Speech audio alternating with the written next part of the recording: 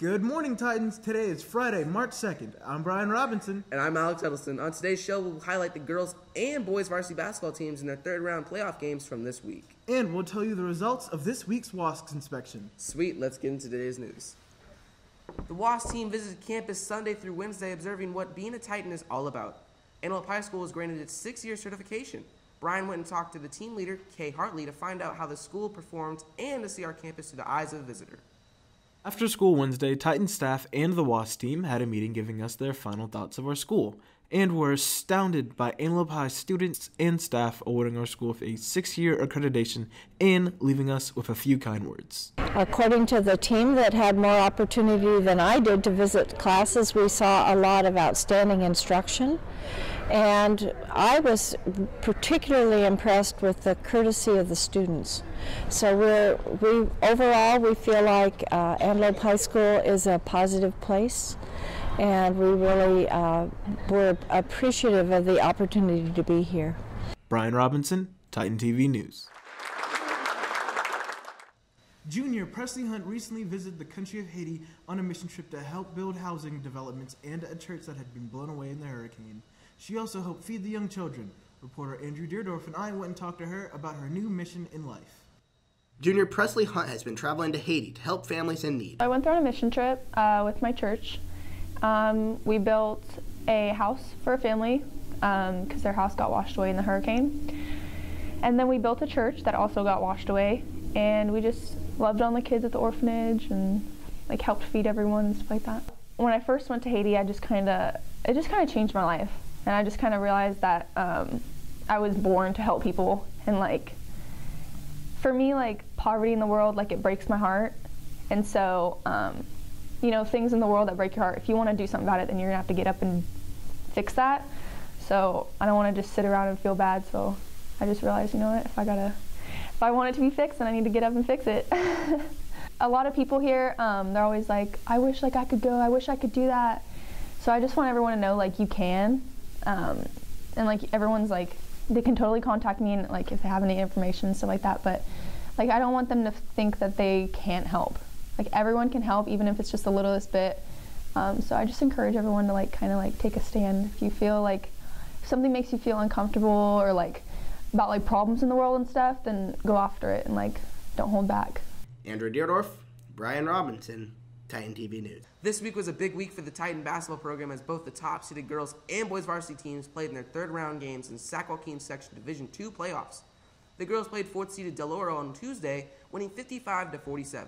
Moving into the championship game tonight against second-seeded Bear Creek at the University of the Pacific at 6 p.m.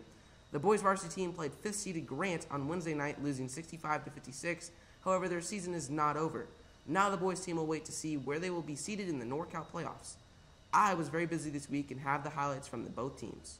On Tuesday night, the girls varsity basketball team faced Del Oro in the semifinals of the Sac Joaquin Section Division II playoffs. They won the close and hard-fought game 55-47. Sophomore Angel Jordan contributed with 2 3-pointers. Freshman Janiyah Harrell once again was swatting down passes and leading the team in points with 17, even including 1 3-pointer.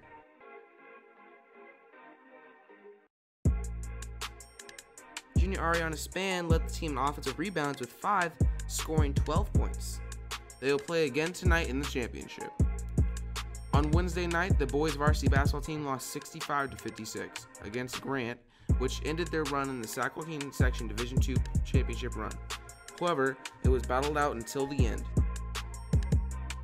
Junior Ty Burrell got air like Mike on one dunk, then hit a 3 like Kobe in the corner.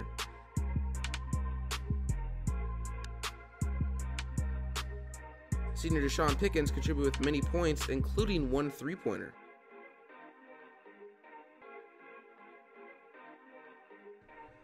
Alexander Harlson, Channel 5, Titan TV News. At lunchtime, you may notice the red lines marking the ground in some areas of campus. The administration is resetting the lunchtime boundaries. Reporters Daniel Rakuba and Eric Padilla talked to Assistant Principal Dino Guzman to find out more. School safety is our #1 concern at Antelope. We want kids to feel safe, and part of feeling safe is making sure we know where kids are. We have 1,800 students on campus, and between first and second lunch, we have that pretty much split.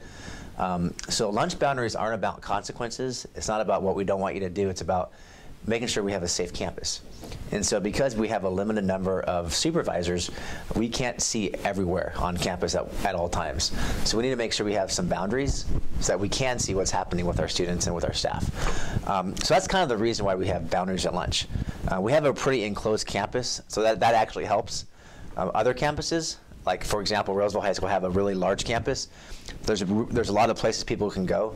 So we are lucky that we don't have a huge campus like that. So we can be pretty confined. So the boundaries are, we want students to stay where we can see you, like in the quad. So obviously we don't want people behind the art building. We don't want students near the CTE gates because we can't see you. And if something happens over there, it'd be hard for us to respond and to know what's happening. We do have campus monitors. We have 2 campus monitors, and we have administrators. And we do wander around to make sure people aren't over there. But just for general safety, we want people not to be in those areas. We don't want students near the stairs near the back gate, the back side of the S building, or the back side of the art building. We want people not over there. And obviously, we want people not near the CTE bathrooms a lot. Obviously, if you have to go to the bathroom, that's okay. But having just a bunch of students there is not where we want students to be. Channel 5, Titan TV News, Eric Padilla, Daniel Rakuba. Hey seniors, Summer Grad Night is coming up. If you're interested, there will be a meeting in the library on Tuesday to discuss the possibility of moving the trip from Universal Studios to Disneyland. Get ready for the Performing Arts Showcase on Tuesday, March 6th, beginning at 6 p.m. in the gym. Tickets are on sale for $5 at Student Services. Reporter Andrew Deerdorf went and talked to band director Richie Hodge for more magical information. Performing Arts Showcase is going to be next week. It's on Tuesday, March 6th. It starts at 6 o'clock. The cost is $5. And it is a showcase of all our performing arts. So we have the band performing, we have the choir performing, the jazz bands performing, also dance and drama. And we're combining for one big Disney show. This is our 10-year anniversary for the school. And 10 years ago, we did our first showcase with everybody in the gym, our very first year of school. And so we thought it was appropriate to do a nice kind of anniversary show this year. So we hope we have a lot of people. It is a fundraiser for performing arts. So once again, that's on Tuesday, March 6th at 6 o'clock, and it's $5. The boys varsity soccer team has had a brilliant season, seeded 3rd in the Sac-Joaquin Section Division III playoffs. The boys will face top-seeded Pacheco at Consumos Oaks High School tomorrow at 2 p.m. in the section championship game. I caught up with senior Benjamin Kakanovich to ask him about the big game. It feels good. When we first started the season, that was our main goal, but we had like some injuries, so kind of brought us down. We placed 4th in league, which isn't the best, but we still made it.